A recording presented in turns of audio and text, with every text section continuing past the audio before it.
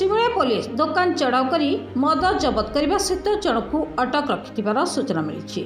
सूचना अनुसार बालेश्वर जिला सिमुलियार नूतन थानाधिकारी श्रवण कुमार महाराणा नेतृत्व में आज संध्या समय कौन सूत्रु खबर पाई सिमुलिया पुलिस कनेबिंदा पंचायत दधिवामनपुर एक दुकान पर चढ़ाऊ करते। चढ़ाऊ 46 लिटर ऊर्ध्व विदेशी मद जबत करने सहित दोकानी रवींद्र दास को अटक रखी तदंत जारी रही। सिमुलिया पुलिस मद माफिया घन घन अचानक चढ़ाऊ मद माफिया मध्य कोकुआ भय सृष्टि होइछि।